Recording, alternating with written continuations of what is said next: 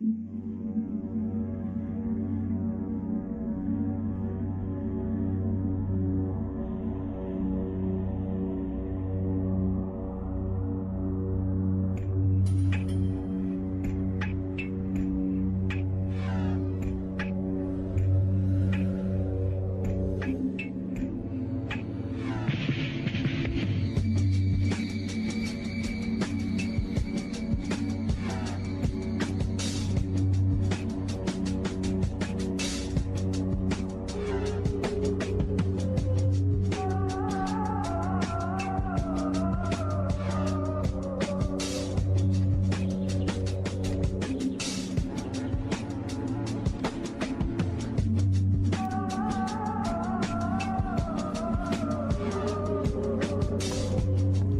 was supposed to do the intro here, but I just saw Kurt join the chat room.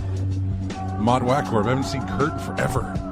Welcome to In-Game... I haven't talked to him forever. Welcome to In-Game Chat for Saturday, May 9th, 2020. It is Season 14.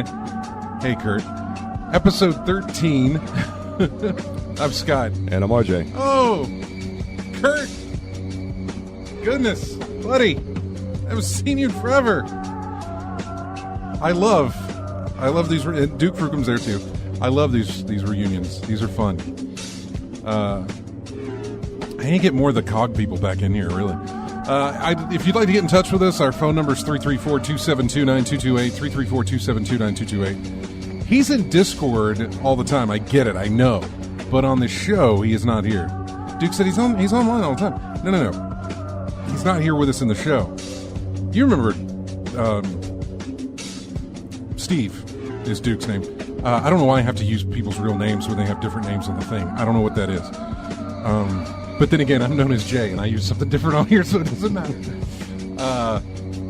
Point being is that I know that they're online all the time, but the room used to be full of people from EVAV and Colony of Gamers and stuff like that. And I mean, people got work, people got lives. So Kids. People got kids too. I didn't mention that, but but they do. You can check out In-Game Chat for all the ingamechat.net for all the links to get in touch with us. You can find us on Twitter at In-Game Chat. You can find us on Facebook at In-Game Chat. You notice the theme? You can email us, everyone, at ingamechat.net. We're streaming right now. Check us out on Twitch. If you want to watch the show, search for In-Game Chat. Oh, who knew? I just signed us up for a, review. Another company that hands out review keys and stuff. And they're like, what does your handle want to be? And I was like, In-Game Chat. Keep it consistent. So, yeah. We got the chat room going on live. Like I've already alluded to that because Kurt's hanging out there, Steve's hanging out there. Who is? Let's do a chat room roll call. I haven't done that in a while, and some of the names haven't shown up here. I don't think yet, or maybe they have. AC Wraith, Bama Bryan 17, Duke Frucom, Fubel Plays It, Mott Wackorb, and Stephen Van Dam so far in the chat room. Probably get some more in there as time goes on. God, great to see you guys. So great to see you guys and back again for the show. Thank you so much for coming. Oh, I gotta do this. I have to do the Clap. Yeah, I gotta do that. Episode 601. 601st episode. Scrolling through my pictures on my phone there, and I came across our cake for the 300th? 500th?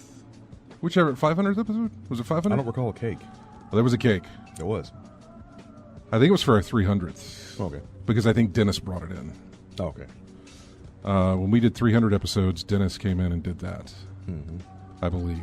That's why I had to go so far back on it. But yeah, we had cake. We totally had cake.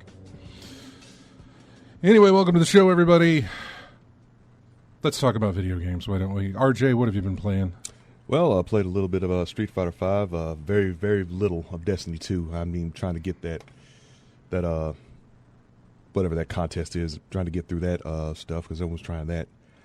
A little bit of a little bit of this and that, but for the most part, I've been playing Streets of Rage 4. I'm trying to unlock all the characters and get some. I've been actually doing some little bit of trophy hunting in that game, actually, where you have to beat the game repeatedly with each of the main characters, and then a character from the classics, one from Streets of Rage 1, 2, and 3. And I've been trying to hunt some trophies ever since. One that's been bugging me right now is Perfect. It's basically get through an entire stage without taking damage, which is a handful, because in Streets of Rage, side-scrolling me against the world type fighters, you're going to get hit eventually. I'm not that kind. I don't need that kind of stress in my life.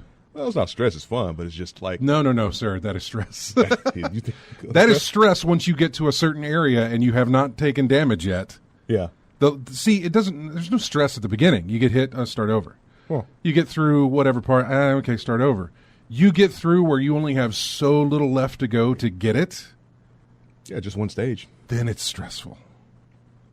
I'm just trying to figure out which is the best stage to try, because I've unlocked all the stages, but none of them. Well, there's 3 parts in stage 1, two parts in a boss battle, but the boss is pretty simple. I've got a pattern down to take her out, but some stages are definitely shorter than others. Thing is just trying to maneuver get a strategy going where I can go through without taking damage. Just finding which one would be better. We all got to set goals. We all got to have goals in our life. We've got to set things and try to achieve them. Mm-hmm. Some people like to pick realistic goals. You don't. Mm-hmm. You reach for the stars, and good on you for doing it. Appreciate it. You never had that inkling before to try to hit a trophy or anything like that in the games? Achievements or anything like that? Well, yeah, no. I have, but I've never started out with it. Mm-hmm. Like I've never looked at an achievement list or a trophy list and I said I'm going to get that one. Mm-hmm.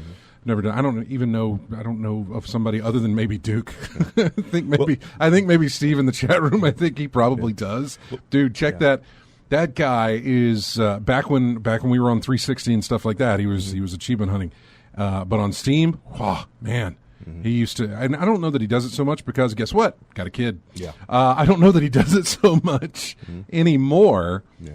But yeah, he would always be on Steam going for those things. He would be the only one I would think of. No, I have only run into those situations when I realize that I'm actually close to competing them. Mm-hmm. I've already played through a ton of the game or whatever, and I'll just be sitting there looking over the game, and then I'll look at the trophy list or achievement list, and if it's got a progress bar, which by the way, all of your stuff, if it's a certain amount, like you got to do this 500 times or something like that, put in a progress bar so we know how far we are to making that, to getting there. So they used to not, but I think they all do now. Mm-hmm. So yeah, I'd look at that and be like, oh wow, I'm over half. Let's perfect example. Destiny. Yeah. Just to go into that, you go to the triumphs page, and it's like, have you killed this many 500 of these things with your certain grenade type? Oh, I've killed 470 of those. I just need a couple. I could do that real quick. I could go make that happen. 30 more kills, and I'm good. So that's the only time stuff like that comes in. Never, though, that I know of that I've looked at something that says, do this without taking, and they exist. Do this without taking damage. Yeah. Do the flawless run. And I'm trying to think of the ones that I'm thinking of, or the ones that are in my head right now, where they're flawless runs. I want to say it's in those games that first showed up for PS4. Is it Resogun?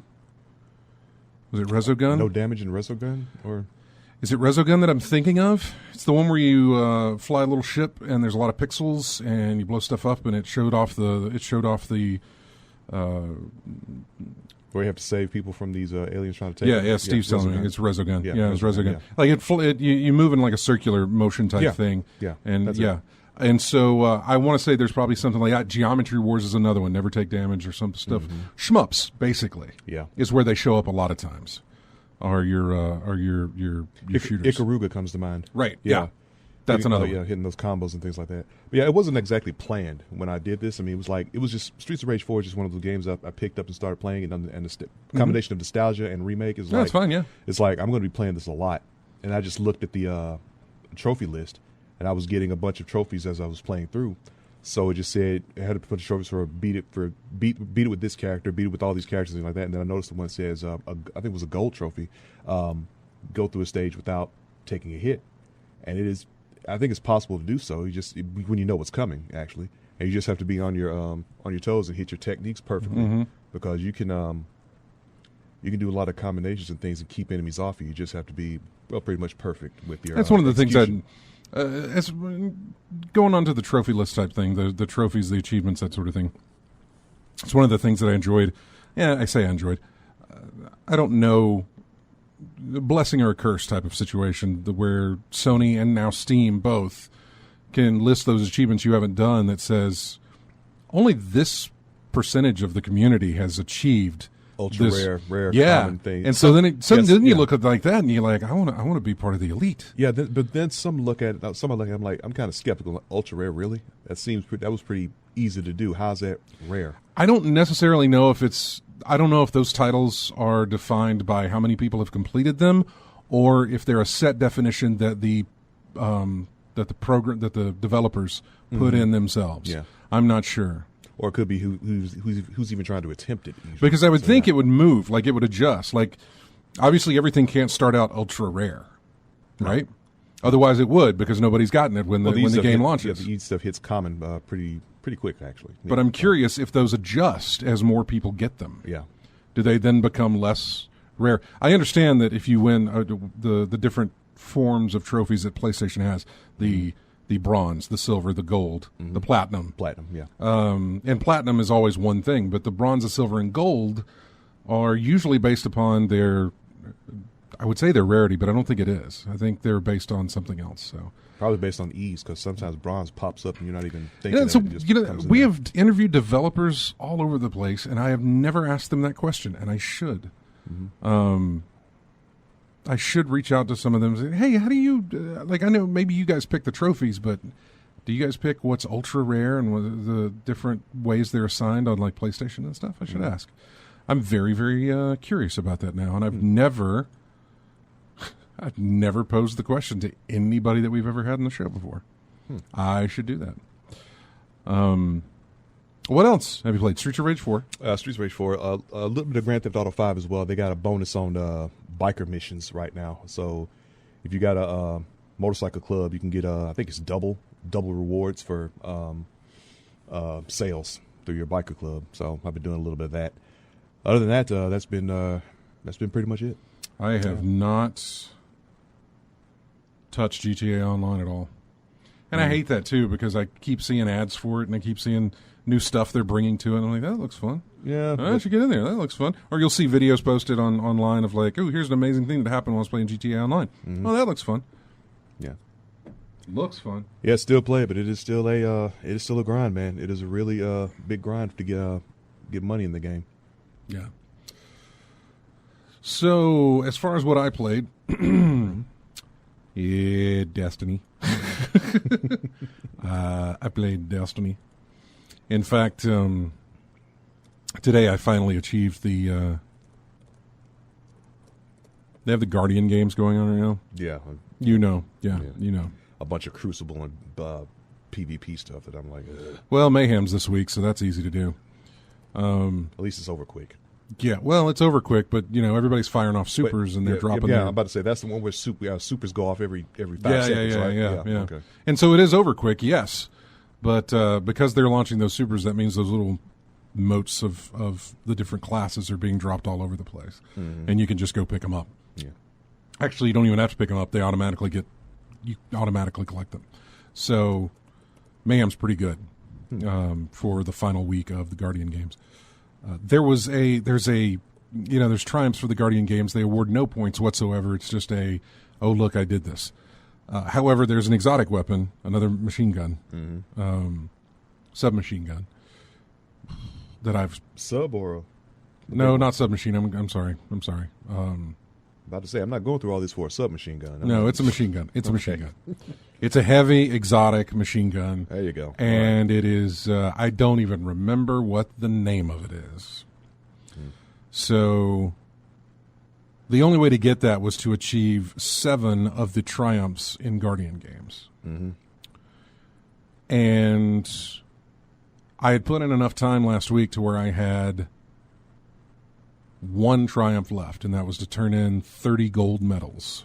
Gold. You get bronze, silver, and gold. And you only do these by just doing activities, Yeah.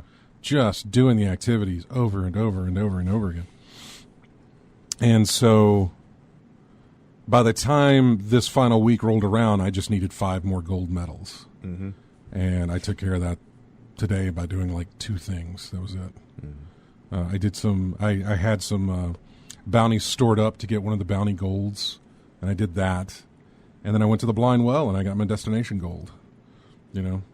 Just collecting them out in the destination world, and I went to the blind well to take care of that. I took care of it, got my gun. I don't have to fool with the Guardian games anymore, and I won't. Congrats, man. Right? Like I won't. I won't fool with it anymore. Not that it's not fun. It's not bad. I want to say tedious. Tedious comes to mind if you're going for something. If you're trying to achieve something. Yeah. It feels tedious. I mean, overall, what do you really get out of it? I mean, all the time you've put in there, what does the Guardian games really give you? Really, Absolutely. Other than the the exotic machine gun, nothing. And the exotic machine gun will just be thrown into the loot pool after the thing's over with. Yeah. It's not like you could only get it then. Mm-hmm. So, yeah. But I went ahead and did it anyway because of my compulsiveness or whatever it is.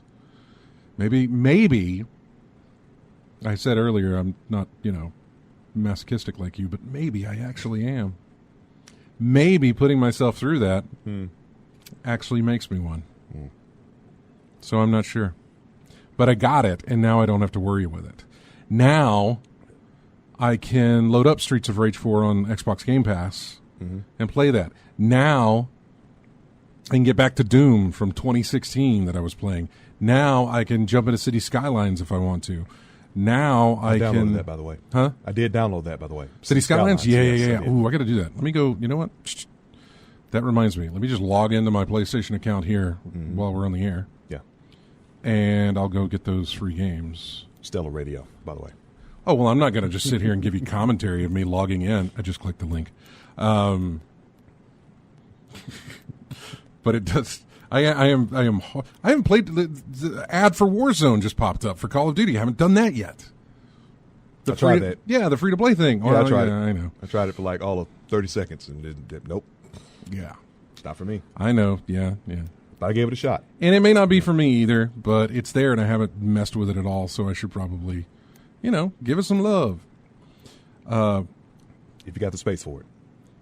What else was I really wanting to get back? Oh, Horizon Zero Dawn.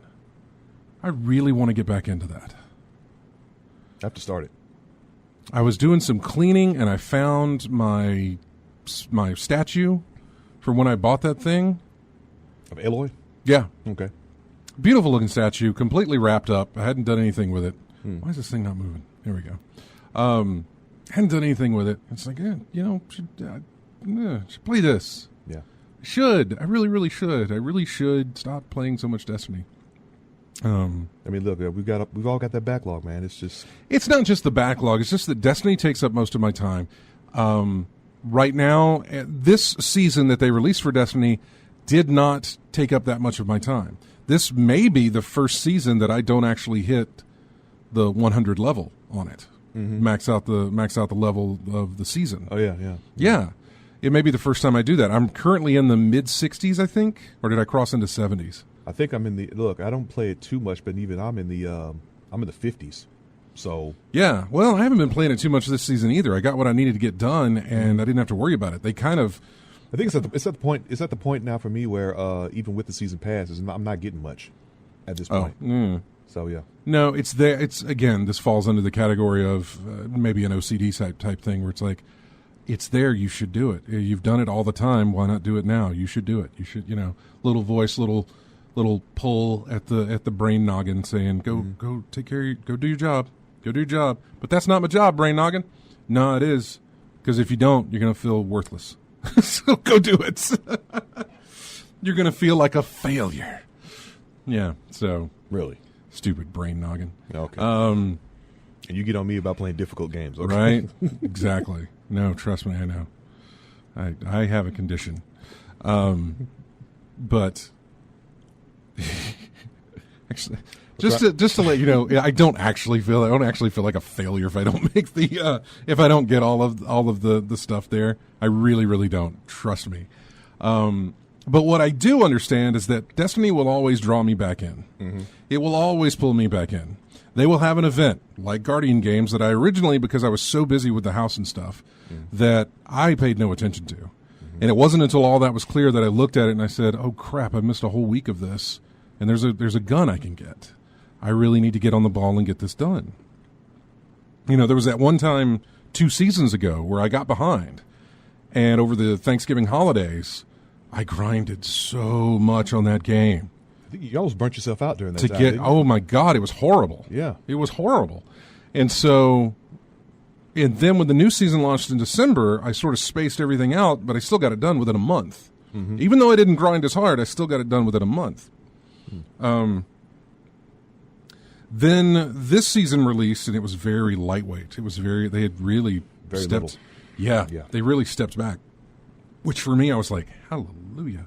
Mm-hmm. Thank God. So I did what I needed to get done, and I didn't have to worry about it. But then here we go, a 3-week event, and I missed the first week, and then I'm, trying to get as much as I can get done just to get that gun that comes with it. Anyway, like I said, Destiny will always pull me back in. So when I am not being pulled in by it, I choose to play something else. I try to find and play something else. I want to play something else. I don't need to get into that. What is the I'm about to say a rut.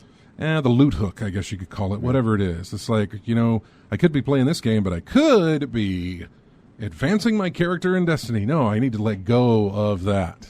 Mm-hmm. I really need to let go of that. And so I know that when this season ends, as it is shortly coming to a close, they will launch the next season, and that will pull me back in. So I have, a good bit of time here to kind of, let's branch out. Let's go do other things. Let's go play stuff.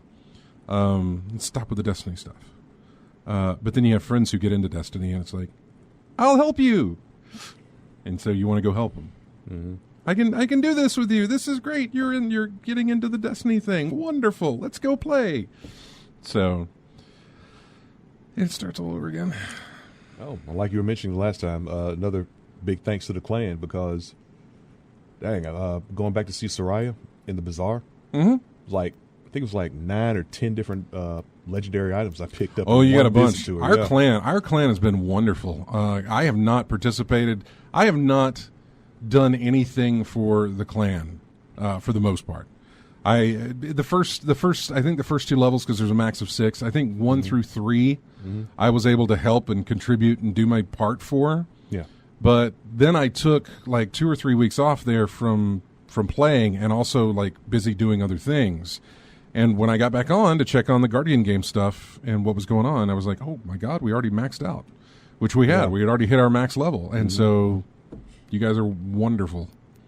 Thanks for doing that in the clan, in-game chat clan. By the way, if you are curious, hit me up. You can hit me up on Discord or find me in Destiny if you want to. If you know me, if you already know me, just tell me. Tell me you want in, and I can get you in. I'll send you our Discord link, and then we'll go from there. So, okay, I just put Farming Simulator 19 into my cart. And now I'm putting City Skylines, PlayStation 4 edition, into my cart as well. I'm going to buy something that would normally cost me apparently $80. That sounds about right. For nothing. So there we go. Now those games are mine. So, yeah. Anyway, Destiny talk done. We got news to cover because there was a big event for Xbox. There was a big little, I say big little, but there was only like a 45-minute show, maybe? Hour, maybe, yeah. At best an hour. And there's a lot to talk about that, only for the fact that, just to sum it up, I'm going to put the gameplay aspect aside. There is things to say about what was shown as far as gameplay was concerned. But that was one of the most impressive showings of new original IP that's the stuff I wish for E3 so many times. Instead of here's the third, or here's the spinoff of this, or here is another version of this. It's like, here's something brand new you have never seen before. You don't know anything about this. You have no idea what this is. This is brand new material. It is not based on, on a previous IP that we have. This is just completely brand new. And I loved, obviously with the exception of Assassin's Creed, but even then, they put Vikings in Assassin's Creed. You got me. You got me. I'm going to be there. It's Vikings. It's Norse. Yep. You did Victorian. You did the Greek thing, which was going to get me. The Egypt thing, not so much. I like Egypt. I do. But Origins was a departure for the first time for Assassin's Creed from what they were doing. And so it took me a while to get acclimated. Odyssey was like, well, okay, you put me in Greece, we're going to go for this. You put me in the Viking thing, we're going to go for this. But the other ones previous to that were, they always had me hooked with Victorian London for Assassin's Creed Victorian London, whatever the name of that was. I can't remember. Why can't I remember that? That sucks that I can't remember that game. It'll come to you after the show's over. Oh, it'll come to me during the break because I will Google it. I'm actually waiting for the chat room to catch up with us because of the delay. Syndicate, thank you, Steve.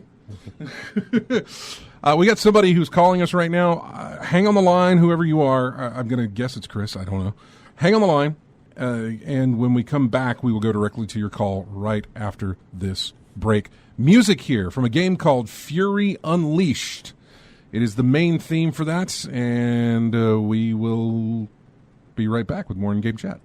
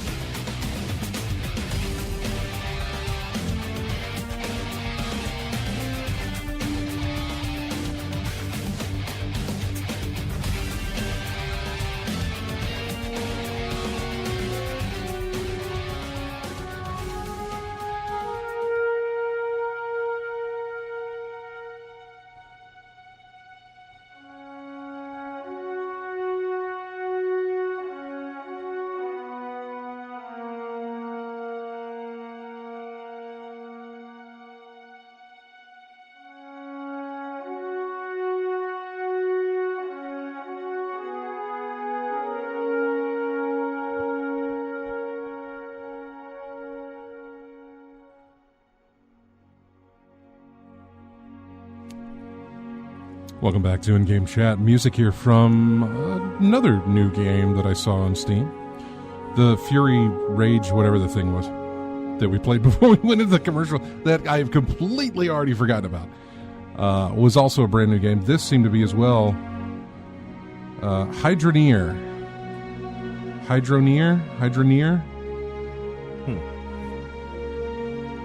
Track is called Peaceful Meadows.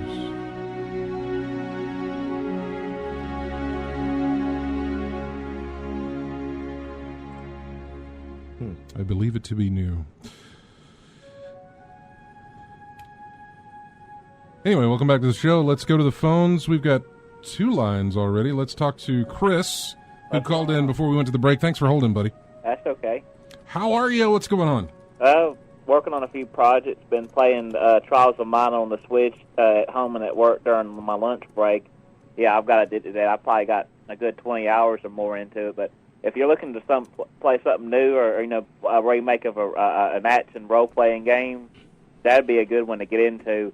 And if you've ever heard about the original one that they released as part of the collection of Mana, it is a whole lot easier than the original Super NES version. The original one was tough as nails. You bite your fingers and about use all your items to revive all the characters and your healing items, and just barely squeak through on boss battles.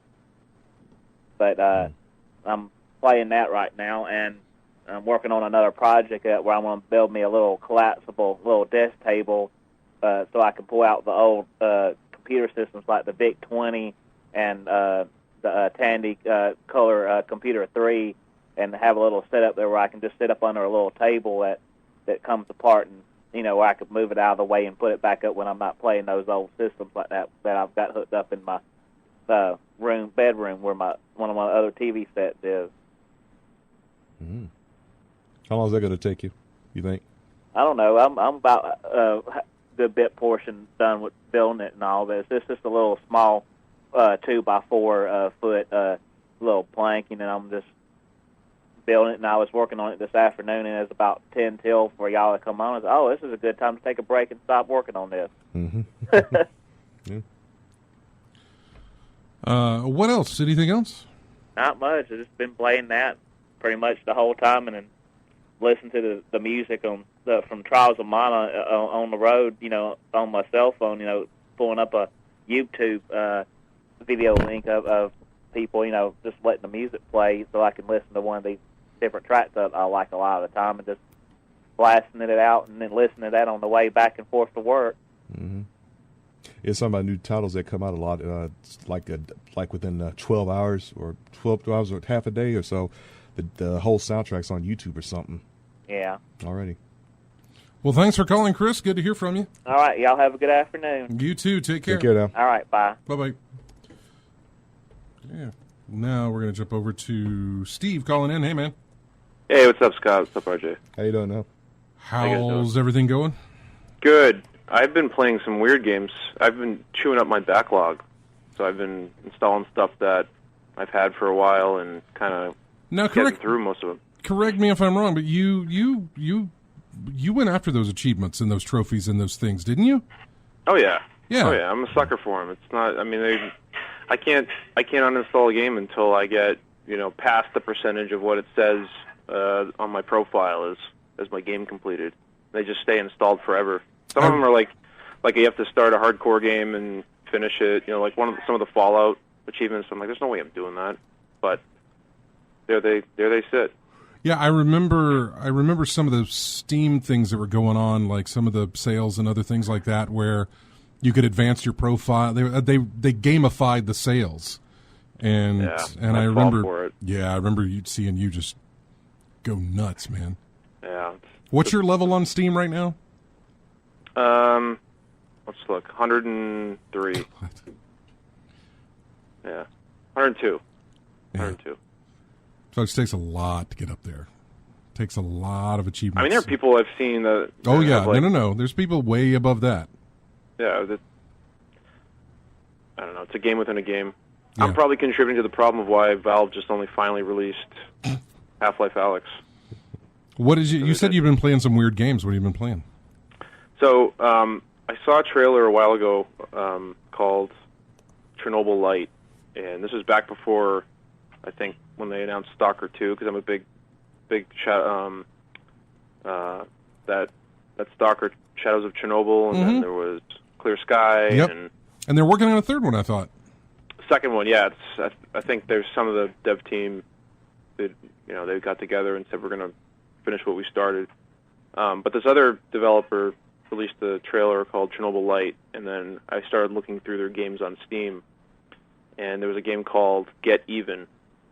And I looked through the videos and was like, okay, it's got a good atmospheric tone, and it fits with what I've been playing lately, which is it's got that Amnesia Alien Isolation feel, where you don't really have weapons. You have to there's a lot of strategy of hiding, and you're exploring this asylum, and there's all kinds of crazy stuff going on.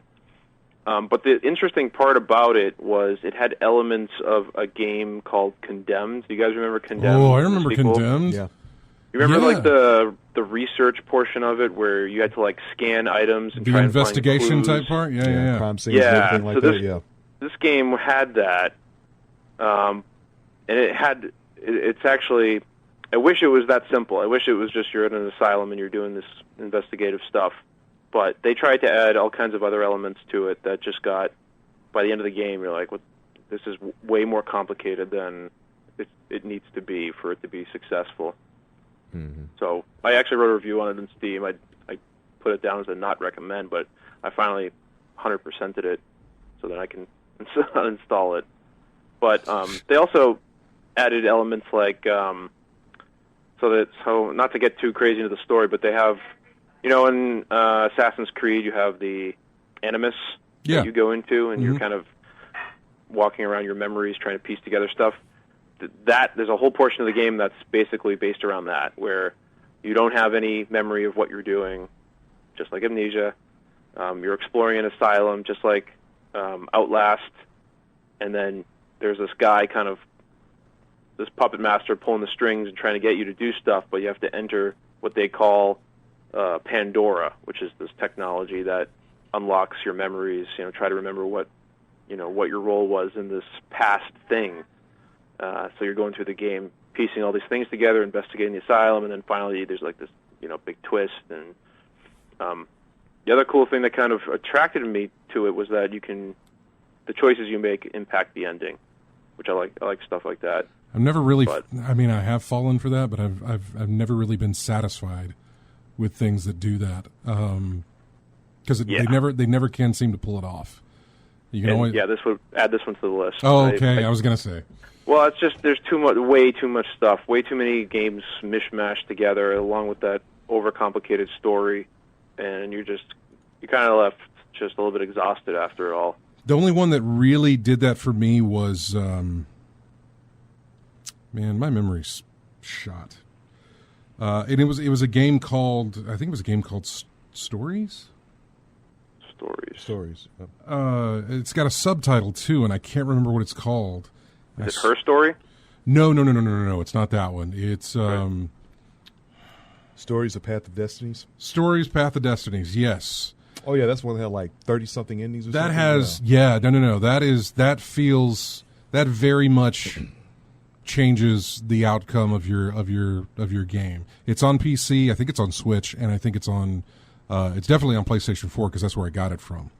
But Stories: Path of Destinies, it has like 30 or some odd different endings, but everything.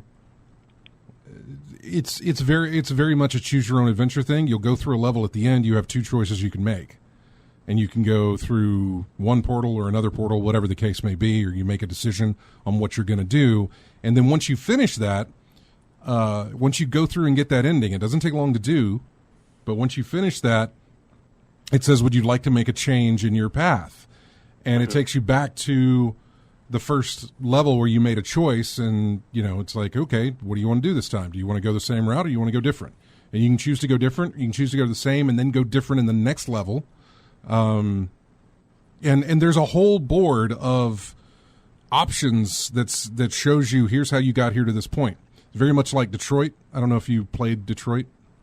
Yep. Yeah, very much like that, to show you like here's the different paths you didn't take. I kind of like that. Yeah, I'm kind of being critical of this game with the choices thing. This is more of like a Mass Effect, Paragon, or like whatever you're, the things that you do.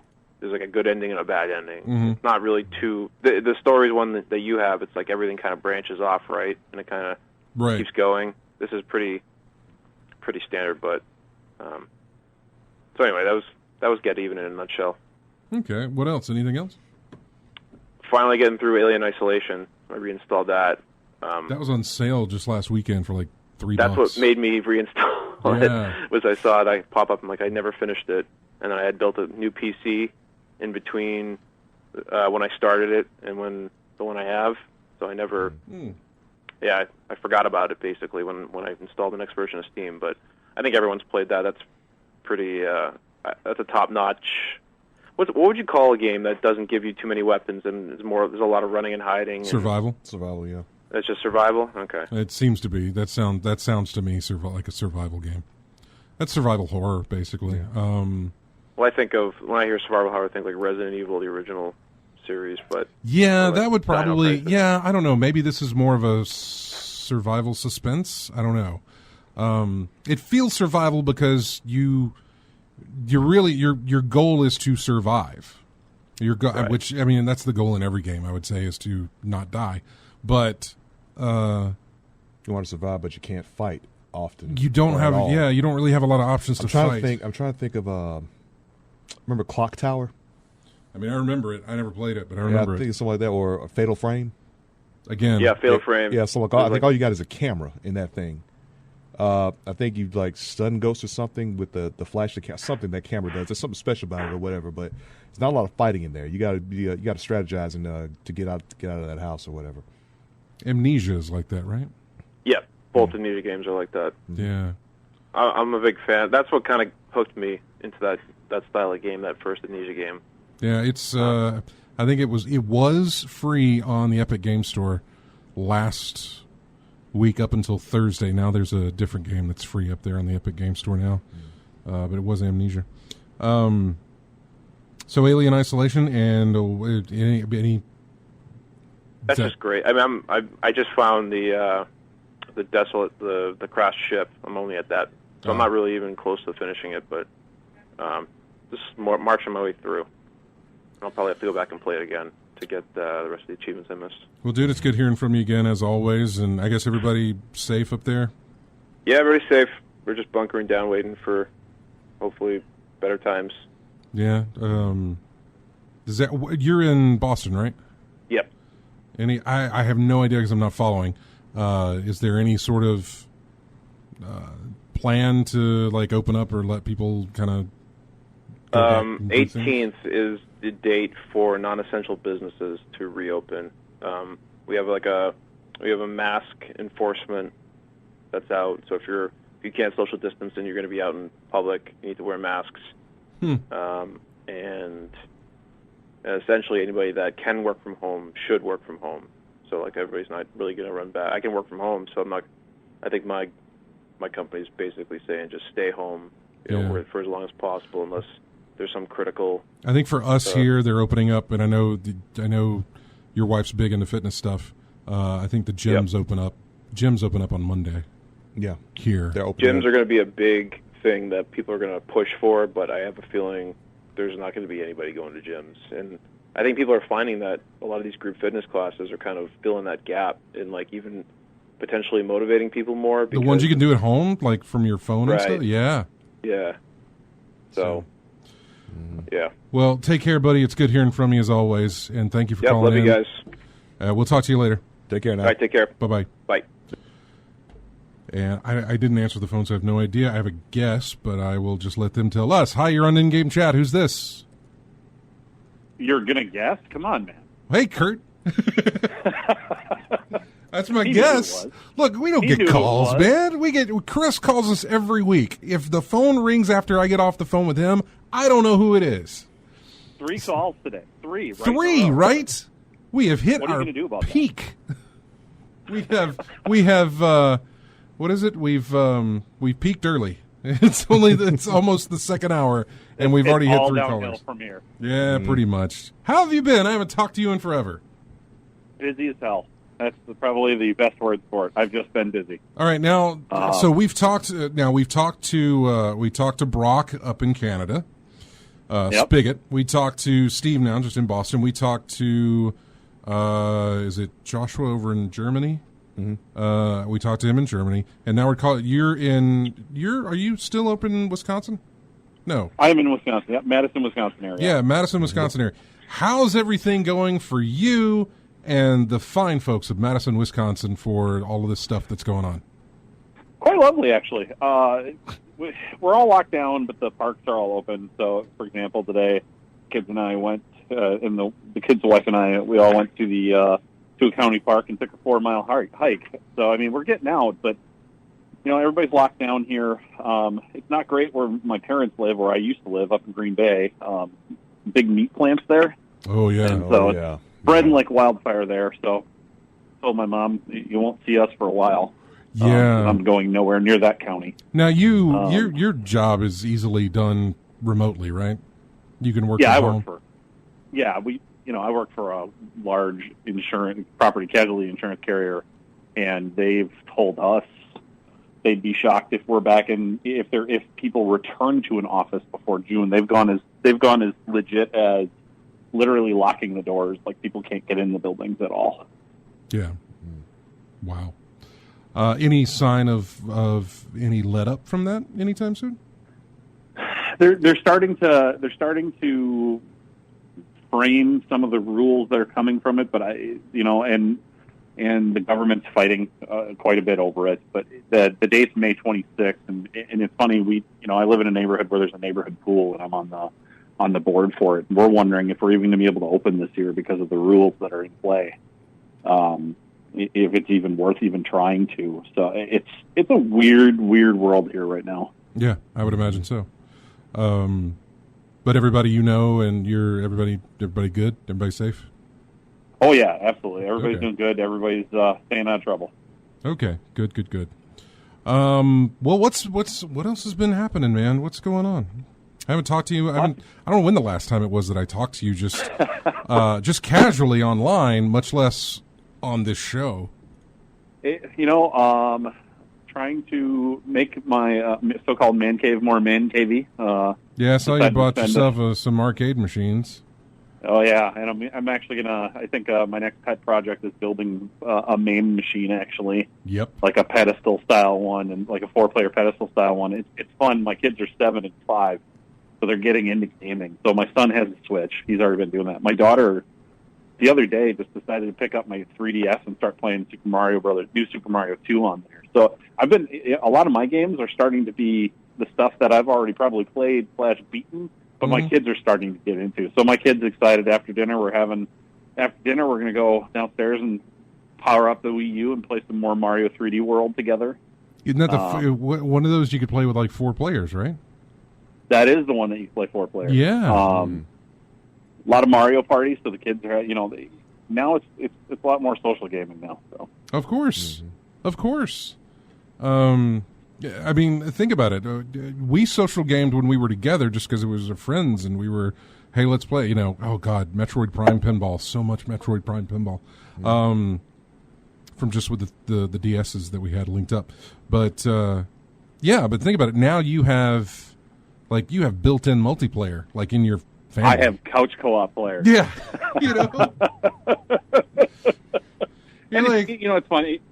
The trick is getting like my daughter to not be discouraged when she dies, because she takes it pretty hard actually, and so teaching her that it's okay. Repetition gets you lets you figure out how you play this game, and we didn't all start as awesome at games as you think we do. No, and some of us never really evolved either. And in your single years, you got to face some adversity playing the games, especially back in our day, man. Oh man, yeah. How brutal those games, NES especially, those those Mega Mans on NES. You want to finish this game? Well, you better plop down and sit here, or pause it and turn your monitor off and hope like hell there's no power flicker in between the time you come back to it. You're not saving on that. In fact, Mario 3D World has started some fights in our family, and so has New Super Mario Brothers, because man. You accidentally leap off of someone. Oh, it's not a good moment. Mm-hmm. Time to play some Mario Kart. Yep. I mean, if we want to talk about there's also Smash Brothers. Yeah, we've said before that there are games that will test the bonds of strength between your family. Bomberman on the 360 arcade. Puzzle Fighter. Puzzle Fighter's a good one. Puzzle Fighter. Uno. Well, Uno, just Uno. Yeah, just go for Uno. Uno on PlayStation Network, man. Oh, you get hate messages off that. Off that one, man. You really do. Oh, I still remember the days of Uno being huge on Xbox. Remember it on the 360? Yeah, and it's like, oh, I got a camera. Look, it's me. I got a camera in here, and here I'm going to show you things that you really should not be showing me. Yeah, what was it? Was it Drew that did that? Track Zero, I think. All the time. I think he did something really bad that he was not aware of that he did until much later. I say much later, not until way after the fact that it was like until it was too late. Yeah, far too late. Yeah, far too late. It already been let out of the bag, as it were. Yep. So, hey, Kurt, we got to take a break. Can you hang on? I can hang on, sir. Okay, good. Hang on through this commercial break. Oh, 1 versus 100. Somebody just mentioned. Bring that back. Oh, that was classic. God, that was great. I never got to play that. Yeah, hang on the line, Kurt. We'll come right back to you. Sounds good, Scott. All right. We got to take a break. When we come back, more with Kurt, who I haven't talked to forever. I'm sorry. You're going to get a hey, buddy, how's it going? And a bunch of catching up live on the air to do because I just haven't talked to the man in forever. If more people keep doing this, that's all the show's going to turn into. It's going to be reunion hour. But yeah, so here is a game I was trying to find. I had one more song I needed. I picked 7 tracks for the bumper music that we use. And I had already picked out 6, and I'm like, I need a 7th. I've already gone through the new games that released this week, which weren't very many. And I need a 7th. I got to find something. And so I was looking through, and I said, and this was through Steam. And so I said, you know what? Let me see what Epic Game Store has. Because I always go through my library on Steam to see what I can play there. And so I said, let me look at Epic Game Store. So I went there and I looked through all their free games. And then I found this, and I went to listen to the music. And as soon as I heard the music, I said, that's it. Using that. And I love the entire soundtrack, to be honest with you. It's for a game that before it was ever a video game, it was a board game. It was a physical board game. And the music fits, the imagery fits everything about it. It is the main theme for Ticket to Ride. We'll be back with more in-game chat right after this. Check out this tack piano. I love it.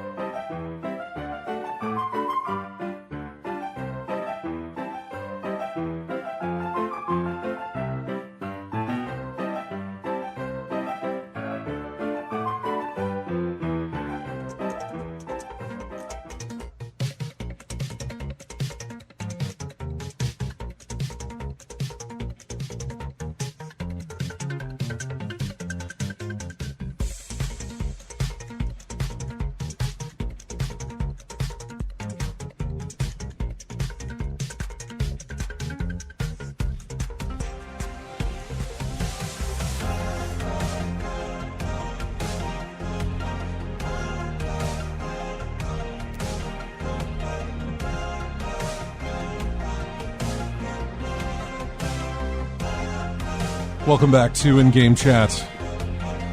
Music from a game called Cook Serve Delicious 3. Track is called Rush Hour. I don't know anything about Cook Serve Delicious. I have Cook Serve Delicious. I don't have the sequel or the third one. It makes me wonder if it's anything like what's that little cooking game on the 3DS? Cooking Mama? Cooking Mama, or the 2D, or whatever it was, the DS. Yeah, don't worry, Mama will fix it. Yeah, yeah. When you mess up, Cooking Mama. That's right. Yeah. This doesn't sound like it belongs in a cooking simulator, though. I don't know that Cook Serve Delicious is a cooking simulator. Okay, let's see. Well, you would need to look that up. We got internet, so yeah. It does. I believe you run a food truck. So I don't know. We'll see if Kurt's played it. You ever played Cook Serve Delicious? Oh, absolutely. What are you doing? You are a food truck in the first game. I've only played the first one, admittedly. I haven't gotten the second one. But you are a food truck, and it's kind of a keyboard simulator, actually. So if you're really good at typing, it helps. Because that's how you kind of, when you're playing it on PC, that's how you kind of build your food for the customers. You use a keyboard, which is a good time.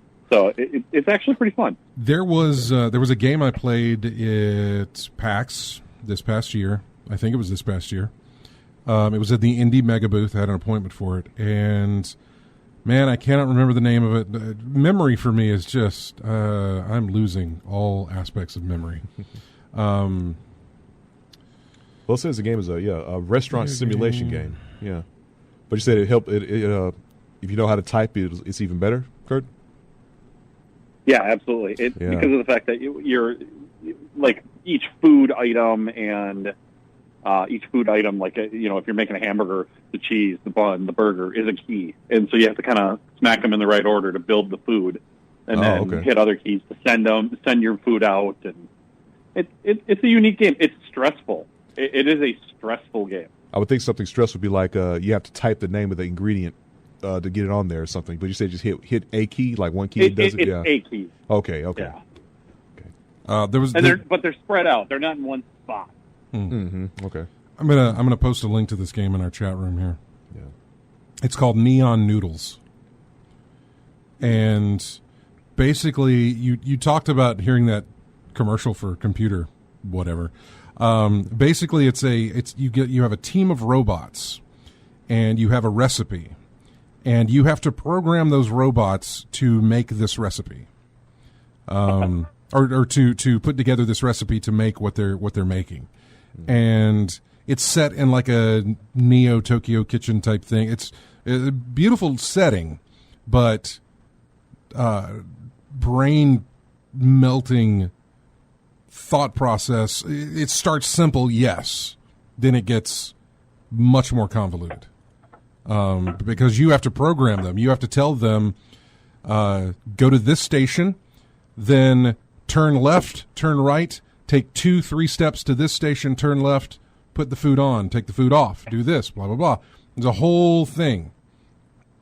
And that so sounds a heck of a lot like an old mini game that was in. There's an old Sierra game called Dr. Brain, and there was like the Island Dr. Brain, the Castle of Dr. Brain, and there was one of those where you had to program damn near the same thing, where they had to move through. You had to move through a maze, and you had to program that the robot going through a maze. It sounds a lot like that. Maybe. The video I posted is, I don't know, it's somebody playing it, but I think it's on Steam already. But yeah, it's something like that. And again, it starts off simple. You may only have like 3 stations.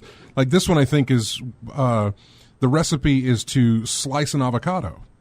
So you program the robot to pick up the avocado from the station, turn left, and that's where you're going to put the cutting station. And then pick it up, turn left again, or right again, whichever way. Turn another 90 degrees and serve. Then you need to tell it to turn 180 degrees and start the process over again. So it would pick up avocado, turn 90 degrees, put it on the cutting station, pick it up because it's now 2, turn 90 degrees, drop it off, and serve, and then do a 180 to get back to the avocado station, and then do that. And then once you set him in motion, he just keeps going like that. And then eventually you get to these stations where you've got to make sushi and present it and all this other stuff. And you got to cut the fish, you got to boil the rice, you got to do all that stuff. And you have these robots going, I mean, they're doing everything you program them to do.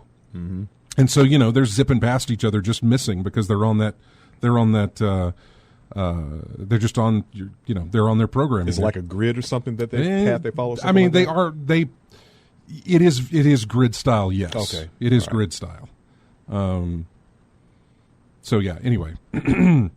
See, right there, I think he's making shrimp. And so he's got to take the shrimp, cut the shrimp, salt the shrimp, serve the shrimp, I guess. I don't know what the asterisk is. But anyway, and you got to program the robot to do all that stuff. I say, where's the cooking part? Yeah, I know. Neon Noodles is the name of the game. So nice little tangent we went off there. What else is RJ wanted to know. Have you gotten to the point where your kid has turned to you and said, "Dad, can you get me past this part?" Yes, and nearly every time he does it, I say, "That's not my job." You know, I do it intentionally. It's not my job. It's not my job to get you past a certain part of the game. Your job is to be resilient. I love it. To keep working through the problem. Yeah. Did you tell him nobody was there for me to get me past that part when I played it? Oh, there really wasn't. And there wasn't. I know there wasn't. There wasn't. There really wasn't when I was growing up. My parents didn't play video games. Yeah. My, I think the first picture of me playing a video game, I think I was 2 years old, playing it in Atari 2600. Not only that, they missed the generation of the Game Genie that could get us through those problems. Oh yeah, absolutely. But it's a teaching. You know, it's funny as a parent. It's a teaching moment, right? Yeah. You take that second where he's like, I can't get past this part, Dad, and you know, I view it as my job to encourage him that hey, you can do this thing, but then say, you know, you can do it, but you need to work through it. And if it means that you have to do it, you know, 10, 15, 20, 30 times until you get it, it's going to be a struggle. And then watching them when they finally do it and how excited they are is totally worth stepping back. And I give them tips. Yeah. Like I'll give him a tip, but I won't do it for him. I just don't believe in that. It's perseverance, man. Yeah, absolutely. Perseverance. Need to learn it. It's a simple lesson in a video game. Yeah. Fubal's right though. They have the internet now. So whenever I can't figure something out, I can just go to YouTube now. Yeah. But like, how do you get through this? Or if it's a puzzle I can't solve, I'll rarely do that. If it's a puzzle I can't solve, I will rarely look it up. I will have to give myself so much. I do it with Sudoku puzzles that I'm playing in the newspaper. Yeah. I have two of them Jumbles in my case. Yeah, I got two of them downstairs that I just keep in the main room that I sit in all day. I have two puzzles there that I keep just kind of working on whenever I got some free time, just to try and figure it out. I could easily go to a solution site, type in the numbers that I have, and it'll just, boop, there you go. Yeah. But I don't do that. I like to continue to try and figure it out on my own. Yep. But yeah, we do have the internet now. They have the internet now, I guess, but they also have their dad who can just do it right there for them, but won't. And I just can't bring myself to do it. I'm teaching them to basically look for somebody else for an answer. Let me ask you a question. Do the game? This is not what I intended on us having a conversation on, but I'm not ever having kids, so I'll have to just ask you.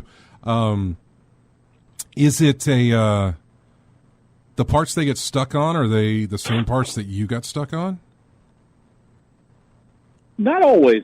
Occasionally that's the case, but not always. It's usually the hand-eye coordination that's the trouble. Like he's not fit, like my son who plays a lot. Now he's, he doesn't have any problems in most of the games he plays, but it's usually hand-eye coordination, trying to figure out how do I push this button and this other button at the same time to make sure that Mario runs and jumps over this massive chasm. And trying to, and then puzzling things out in hey, I got to do this thing in this game to make this to go through. And it's fun to watch. And honestly, actually, he's a budding Mario Maker genius as far as I'm concerned. But he's really having a good time making Mario Maker levels. And when they came out with the World Builder, he literally could not sleep the night before because he wanted to play it so badly. He wanted to build worlds. Mm-hmm. And so it's fun to see. He's 7 years old, and he is a miniature version of me. So I apologize to anybody that gets to know him over time, but he's really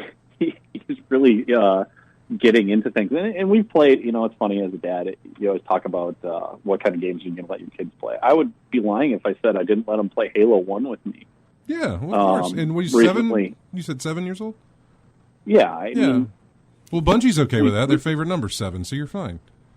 there you go. Yeah, absolutely. It's really Dad's playing it with you, and we're going to talk about how this isn't real, and these are aliens, and obviously aliens are not around, and you should turn on the. You should. I don't know if you could do that in Halo 1, but I know you could do it in Halo 3. I think Grunt birthday party.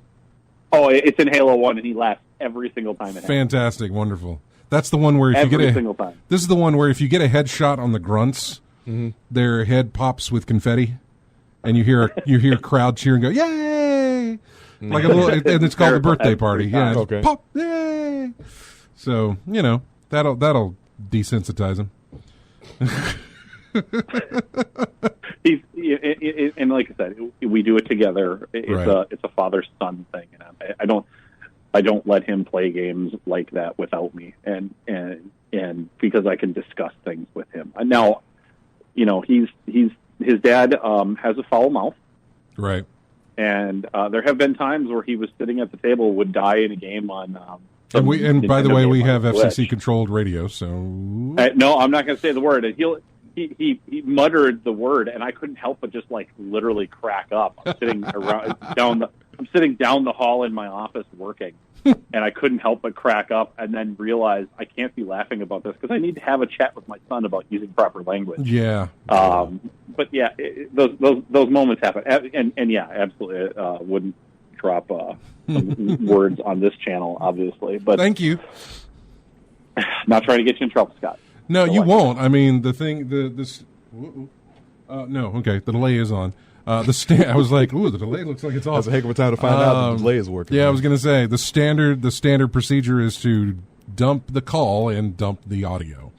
So if that was the case, but yeah, so man, it has been great to catch up with you again. I know that I think the last time I saw you was back at PAX in Seattle just this past year. You and Ryan, and probably not going to have that happen this year with anything.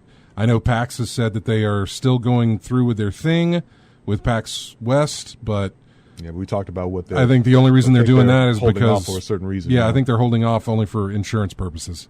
I think they're waiting for the city to tell them you can't do this, so that then they can claim the insurance rather than cancel before then. So honestly, for me, I'm hoping things kind of break loose next year, and I can start traveling for stuff like that again. I enjoy it, and I'm getting to that point where, again, being a dad, my son might want to come to something like that and go play video games all day. Well, I mean, cool you're up in Wisconsin, so you're missing out on some baseball right now. Of course, so is Steve over in Boston, missing out on baseball, and you got football threatening as well. Oh yeah, and I have season tickets for football, so it's even more agonizing. Well, didn't they just release their schedule the other day? The NFL did, and honestly, they're already going. It's funny because you have that question of, do I go to the games even if they're holding them and Lambeau Field is open? And I'm questioning it myself. It's a tough choice. Green Bay is interesting in the fact that the city of Green Bay owns the team. Mm-hmm. It's not an owner or a corporation or anything like that. It's the entire city that owns the team. So it's the fans. Jerry Jones has a share of them. He does, yeah. But making that decision, who does that fall on? Normally, you would go to the owner of the team or the conglomerate of the owners of the teams and say that, okay, are we going to? The NFL and the city have said we can do this. Now, how are we going to do this? And I'm wondering, given what Green Bay's got, I would think they would just fall in line with everybody else if that's the case. But I would be shocked if they end up having games with people at the stadium. I really do. Yeah. Mm-hmm. Well, man, it's great to hear from you again. Lovely to hear from. What about you, though? I know your kids are playing. What about you? Have you played anything recently? Lots of Division 2. Okay. It's funny, when the coronavirus stuff started, anything that was too stressful, I kind of shied away from. To be honest with you, I was like Tetris 99 is one of my jams, and I would just stop playing it because I'm like, I don't need added stress. I'm now dad, I'm now husband, I'm now worker, now I'm teacher too. So like all this stress was piling up at the time. I'm like, I'm going to back off from games that stress me out. There's always Animal Crossing. Have you jumped into Animal Crossing? tons of Animal Crossing. My kids love it. My daughter thinks it's hysterical. A lot of Division 2. I have a group of guys that we get together. We play games on Wednesday nights, and we just started World War Z, which is a surprisingly good successor if you're a Left 4 Dead fan. I was shocked at how much I'm enjoying it. And it was free on Epic a while back. So I was like, I picked it up. What am I going to lose by paying it? I didn't play it, but I picked it up.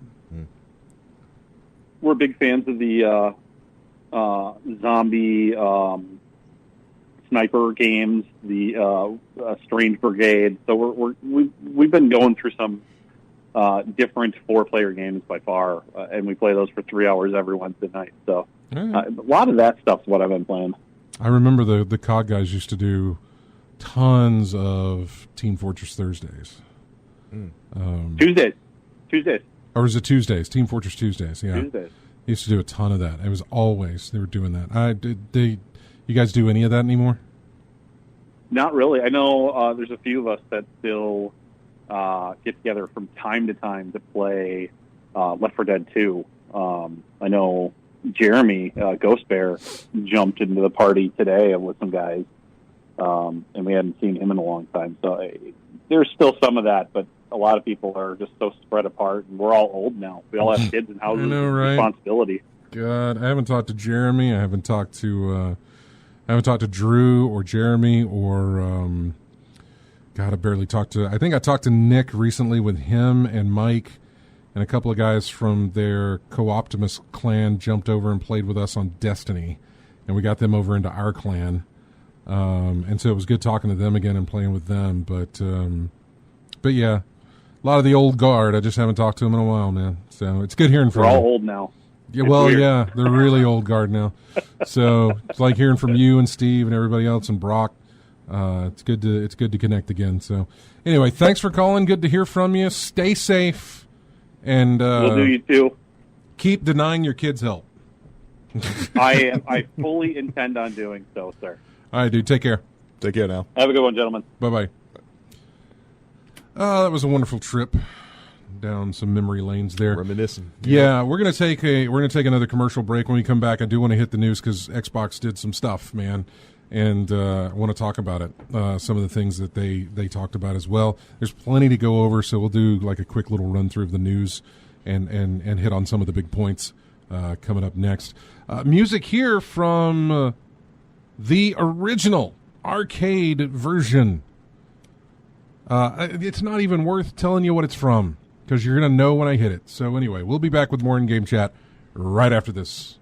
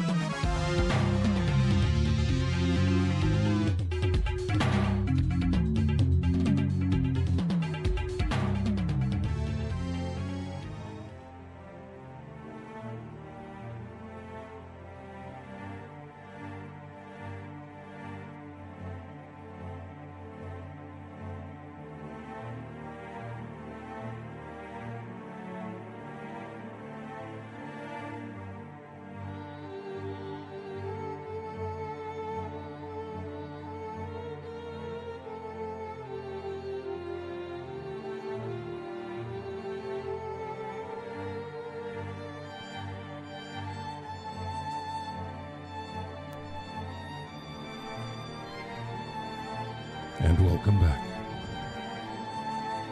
to in-game chat. Music here from a game called Spirits of the North. I think I played music from this way back when it originally released, and I say way back, I think it was only a few weeks ago. And I think what I actually played for that was not something from the game. I think it was something somebody created for the game. They were passionate about the game, and they created a piece for it. This actually is from the game itself.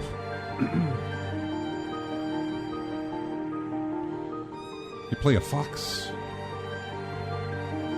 That's about all I know.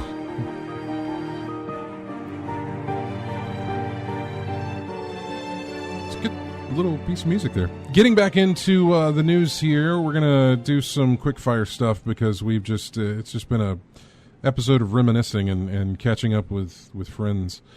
EA has said that they're going to go ahead with their E3 adjacent event this year as a completely digital showcase, the EA Play thing that they do. And it's going to take place on June 11th. Starts at 7 o'clock. There's no schedule for it yet, but they say the live stream will include world premieres and other news as well.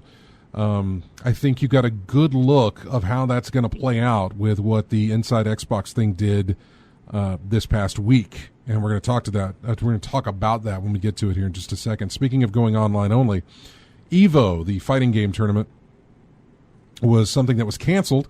Supposed to take place at Mandalay Bay on the 31st through the 2nd, July to August. Mm-hmm. But they had to cancel that. They are refunding all purchased tickets, but to keep the EVO spirit alive, they announced on Friday, we're bringing the event online this summer. More information coming soon. Not sure how that's all going to work, but that'll be fine. There's a lot of logistics you think about when it says online only. Because EVO is an international type thing, so how are they going to? Well, more than likely, I would imagine whatever they're going to do will just be in the spirit of competition, not for. What am I trying to say? Like they won't be ranked. You know what I'm saying? It's not going to be official, sanctioned, all that other stuff. It'll just be spirit of competition. Yeah, you know. And maybe they can put together dream matches so that you don't have to do brackets. You can just put these two together. They get to do that, and of course, I can't imagine it won't be done for a charity of some sort, where it's just like, here, we're doing this, donate. It'll be a donation drive type of charity event. I can easily see that happening because, especially for the amount of people that EVO draws, just to the event itself, where they could say, here. It will be free. You can watch it. Anybody can watch it if they want to, but you can make donations, and it'll just be a donation drive is what I suspect will come from that. I'm sort of thinking that a lot of things like that over the summer now will become free to the public, but a donation drive of some sort for folks. So. We talked about this last week, and I was scrolling through Reddit on my phone here, and I went to the popular section of Reddit, where it just shows whatever's getting a lot of traction. And there was a post in the Doom subreddit, and it was a very long post. And I looked at this, and I was like, "Oh, this is somebody from id Entertainment." This is somebody from the developing house posting this whole thing, and it went through. We talked about it. We talked about the composer having some issues with what was going on with his mix for Doom Eternal. Mick Gordon? Yes. Yeah, Mick Gordon, yeah.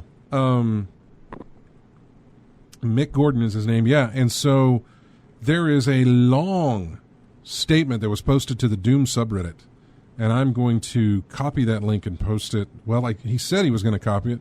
There we go. Copy link address. And I'll throw it in there. I mean, it's an open letter, and it's a long thing. Some have suggested that we've been careless with or disrespectful of the game music. Others have speculated that Mick wasn't given the time or creative freedom to deliver something different or better. The fact is, none of that is true.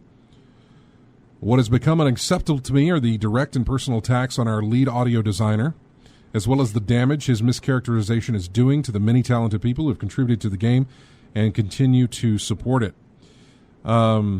He did admit that the two parties had struggled to connect on some of the more production-related realities of development, and that communication around those issues had eroded trust for the company that has created an unsustainable pattern of project uncertainty and risk. The remainder of his post includes a detailed breakdown of events leading up to the release of the Doom Eternal soundtrack, covering everything from their original agreement with Gordon, who was contracted to deliver a minimum of 12 tracks, to the fact that the developer granted a 6-week deadline extension at the composer's request. This is a long article, and let me post the article with this as well. It comes from Eurogamer. I want to put that there as well so that you can maybe, by posting what I was posting from the subreddit, you're only getting one side of that. Maybe with this article you can see the two different sides of that and to see where it kind of falls, at least for you. But reading that, and if that account is true, coming from id, they did have there were some issues with Gordon and trying to get those tracks out. I don't necessarily know that he was dragging his feet by it. I don't know. It comes across that way, that he was not meeting his deadline. He did get the 6-week extension. Mm-hmm. They were running out of time, and they had to do something. Mm-hmm. They could not, for whatever reason, they could not extend the release date of the game. They couldn't say, let's push the release back. Mm-hmm. But it's all there for you to check out. Nintendo has had a pretty good couple of weeks here. Animal Crossing's New Horizons was Nintendo's best start ever for a Nintendo Switch game.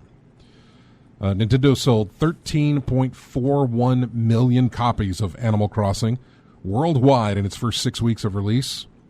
The vast majority of those sales come in the first 11 days, 11.77 million, from the March 20th debut through March 31st. It is ranked 7th of Nintendo's list of top-selling Switch games, although that list only tallies sales through the end of the company's latest fiscal year on the 31st, so it just uses that 11 million figure. For comparison, Nintendo has sold 17.37 million copies of Pokemon Sword and Pokemon Shield since November 15th of last year. At that time, Nintendo said those were the fastest-selling Switch games of all time. So, no, it's been... Animal Crossing has done well. I still don't have the game. I do intend on picking it up, but I don't have it. Then came Tuesday? Or was it Wednesday? It was Wednesday. Wednesday came and we got Inside Xbox from Microsoft. Okay.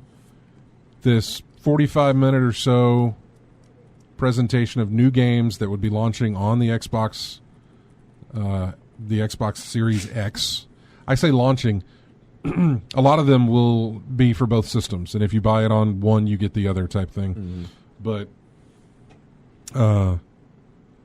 there was a good bit shown, and the best part of this was it was all new IP, and I love that.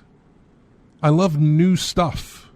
You know, I love stuff that, not just stuff I have never seen before. You can give me something like a Red Dead Redemption 2, and I can see stuff I've never seen before. You know, You can give me stuff like a Halo 2 or whatever. You can give me sequels of other things, and I'll say, wow, I've never seen that before. But what I'm talking about is just brand new original material. I think we get that a lot in the video game industry. I think we do get a lot of original material. We just don't get it highlighted for us. Especially if you look in the indie part of things. When I go to the indie mega booth at PAX, it is nothing but original IP everywhere. Mm-hmm. Just brand new stuff you've never played before. Now, it might be brand new stuff, but it may be based on an old mechanic, you know? Yeah. I'm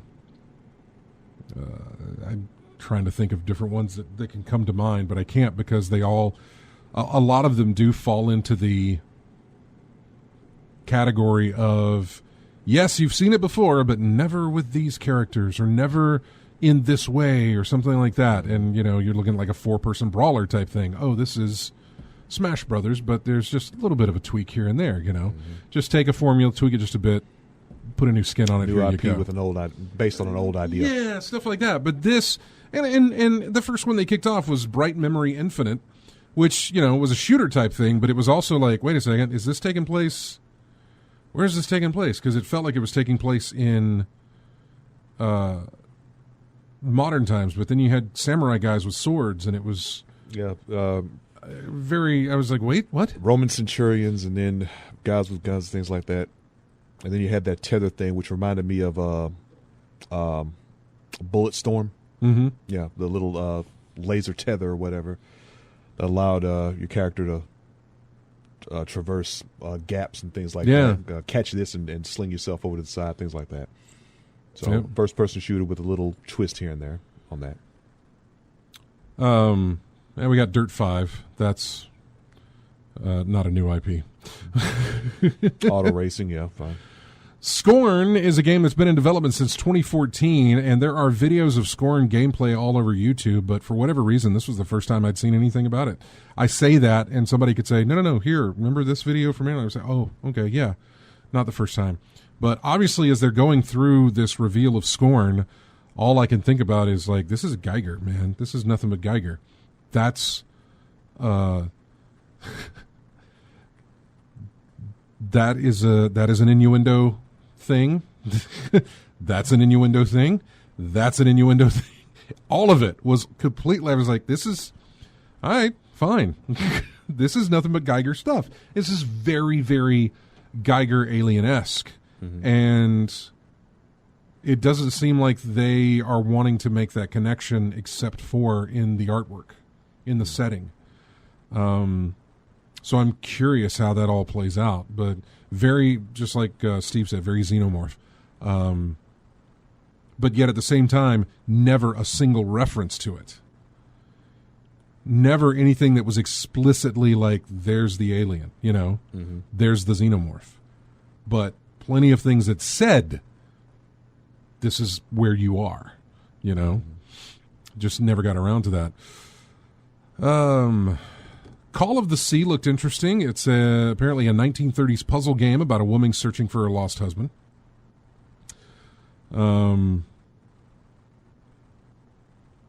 What else do we have? Chorus was creepy and sci-fi. It's coming in 2021.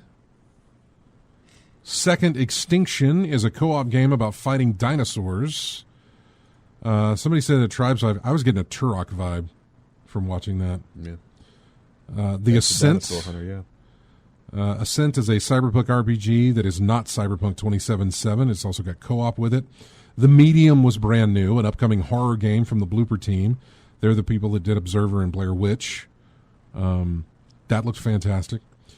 By the way, most of this you did not see gameplay for. You only saw cinematics. Scorn is one that there seemed to be gameplay out there, but they just showed a non-gameplay trailer for it. Bright Memory Infinite that looked like gameplay. I think we saw some gameplay of Call of the Sea. Medium looked completely theatrical trailer type stuff. Mm-hmm. Madden NFL will be free on Xbox Series X if you already bought it on Xbox, and there's a Madden NFL. This is great.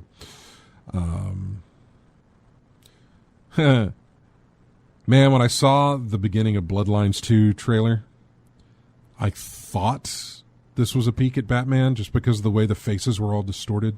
Mm-hmm. I don't know if you saw the trailer for it. No, not yet. It's like a Christmas setting and a family's around the tree, but they're all dead, and they're strung up like puppets, but their faces have these gigantic smiles, and their eyes are open wide, and their faces have these gigantic smiles. You got that Joker. I mean, it gave a whole Joker vibe to it, completely Joker vibe, and I'm like, Batman? Nope. Bloodlines, which I was not disappointed in that. I was like, oh, Bloodlines. Yeah, okay. I'd rather have Batman because, I mean, that's always going to be my answer. Yeah. But okay. So, yeah, Bloodlines. Scarlet Nexus, a game from Bandai Namco, anime type thing. Did you take a look at that, Yakuza? No, I didn't, but I'm looking at this the vampire thing you got here. Yes, that's definite Batman. Yeah, right? You get a little Batman vibe from it. Yeah. By the way, I love that trailer. I love the music they put to it. Everything about that trailer I enjoy. I love a good trailer that can take a song and just make it work for them, and they sure did that. Well, I heard about Yakuza Like a Dragon. It wasn't like the traditional format. I heard about that. Well, see, I've never played a Yakuza game. I only know it from you, and so I can't look at what they showed and say, well, that doesn't look like a Yakuza. I have no idea. Like I said, I've only heard it, but I haven't looked at it. So yeah, I would like to get your opinion of that. You do not have to watch that now. We can get your opinion next week on it. Yeah, I would like to. Oh, it says it's already out in Japan on PS4. Interesting. And then we got, what did we get? Smart delivery means that when you buy a game on Xbox One that's also on Xbox Series X, you'll automatically get access to the next-gen version when you eventually get the new console. Games from the Inside Xbox that will support it are Call of the Sea, Chorus, Scarlet Nexus, Second Extinction, Ascent, Vampire Bloodlines 2, Yakuza, and Assassin's Creed Valhalla, which again was something they showed off to cap it off. Let me talk about Assassin's Creed Valhalla for the few moments we've got left in this episode. When the trailer was released for that, I want to say the week before, it said that a gameplay reveal would come with the Inside Xbox thing. And everybody was excited. Ooh, we're getting gameplay with the new Xbox, Inside Xbox. For the Xbox Series X. We're going to get gameplay. This is fantastic. And they kind of push that, saying you're going to get gameplay trailer. Here we go. We're going to get gameplay. We didn't. Well, we may have. We're not sure. But if we did, we got mere seconds worth. And if we did get mere seconds worth, it wasn't substantial enough to be considered a gameplay trailer. It really, really wasn't. Kotaku wrote up an article called Gameplay Trailers Should Have Gameplay in Them. During today's Inside Xbox presentation, Ubisoft showed off what they described as the first look at gameplay from Assassin's Creed, but for many watching, myself included, it wasn't really what we expected when I heard the term gameplay. The day before the event, Ubisoft was quick to point out that this wasn't going to be a long gameplay demo. That's fine, understandable.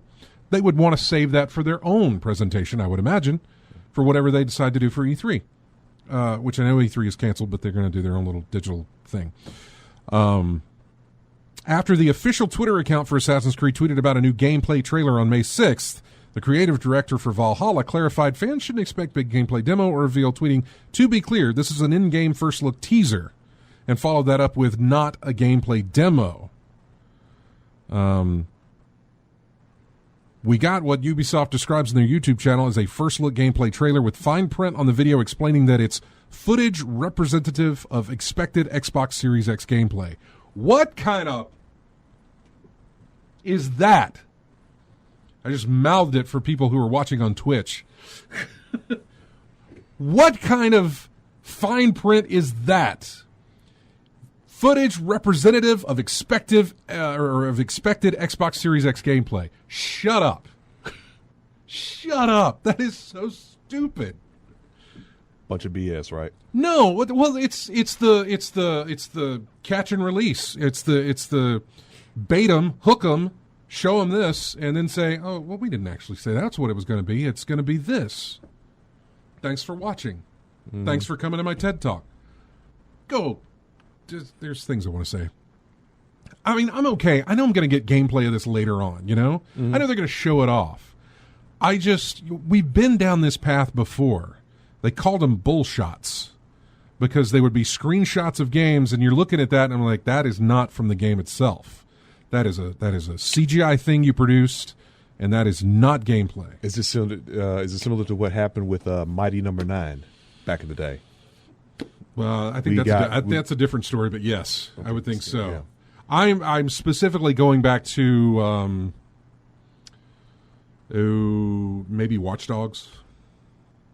You remember the reveal of Watch Dogs at Ubisoft, by the way? Let's go back to them. I really never got into Watch Dogs, but well, you didn't have to. It was an E3 thing. Okay. So we're watching Ubisoft's E3 presentation, and they dim the lights at the end of their whole thing, right. And then you see this dude walking the streets in the rain. It's like, holy crap, that was good. I was sitting next to some folks from Naughty Dog watching that, and they were impressed as all hell as what they were seeing. Okay. Whenever we were doing that, and I mean, I was watching the dude text.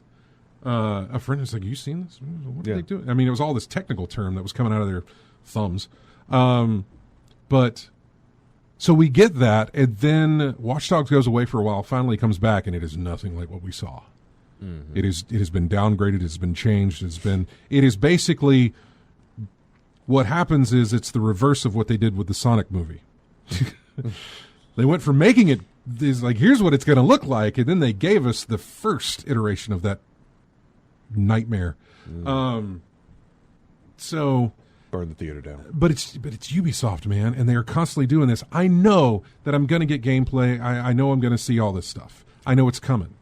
But you never heard it put in as like a statement like that before. No. This is a representative of what exactly. we hope this will look like when it's all said and done. This is such a marketing team. Get with our lawyers. What can we write that can get us out of this real quick? Well, we can say that this is just a representation of what we think is expected from Xbox Series X gameplay. Okay, that's good. Run with that. No, it's not. Just like, that's fine. Get to either get them off the hook or whatever. Not that they're on any hook. Who cares? You're going to show it to us eventually. Mm-hmm. You know? This is the rant part of the episode, I guess, where I get all... What if they just said representative of actual gameplay? Is that not legal BS enough? Many fans were upset by the lack of more traditional gameplay and with how little we actually saw. As of this writing, the Valhalla first look gameplay trailer is at 20,000 dislikes, which is over twice the number of likes. Some of the responses stem from questions of what exactly we should expect when we hear a promise of a gameplay trailer. There's a lot of people upset about this. However, the Assassin's Creed Origins world premiere gameplay trailer from 2017 notes that it contains actual in-game footage captured in 4K. What's shown is similar to what we saw from today's gameplay teaser with some action shots and gorgeous landscapes and ruins. Then you have a video like the Assassin's Creed 2 trailer from 2012 called Gameplay Premiere Trailer and noting it contains pre-alpha game footage. It includes footage of the player character in action with no HUD or other game elements. For Black Flag a few years later, they released a gameplay reveal trailer that featured a similar mix of player-creator menus, HUD, and in-game cutscenes. Basically, it seems Ubisoft doesn't have a specific definition of what is and isn't gameplay, and this has led to a confusing situation we find ourselves in now. Yeah. In fact, Microsoft went back and made apologies for pushing that narrative, for pushing this, like, hey, you're going to have gameplay. The creative director has said the gameplay trailer was a letdown. Hello, all. You rightfully expected to see more today. We have a long marketing campaign ahead of us. You will see in-depth gameplay and get a lot more of info about the game. Thank you for your excitement and passion. Be patient with us and be kind. It will be worth it. Look, it ain't on you, Ishmael. Is that really right? Call me Ishmael. I have to. Call me Ishmael. It's not on him. I met that guy, actually. It's not on you. That was marketing, man. I know you're trying to get out in front of it, but that's marketing, and that's not on you. And I don't put any kind of blame on you for that. If I should, tell me, but I don't. That's my rant. We got to be done because we are done here. Thanks, everybody. We're up. Time's up. Thanks, everybody, for joining us in the chat room. Thanks for everybody listening on the stream and on the radio. Thanks for everybody who grabs us each week from iTunes, wherever you get our show. Kurt, thanks for calling in. Steve, thanks for calling in. Chris, as always, dude, you call in every week. Thank you. Thanks for everybody who's in the chat room with us. I appreciate all of you guys' support every time. Go to ingamechat.net. Join us on Twitter, Facebook. We got the YouTube channel. We're on Steam. We're all over the place. Thanks for listening. We'll see you next week. Music here from a game that you can get for free if you register your Rebellion account with your Steam account. Evil Genius. Sequel's due up pretty soon. Here's the main theme from that. Have a good one. Bye-bye.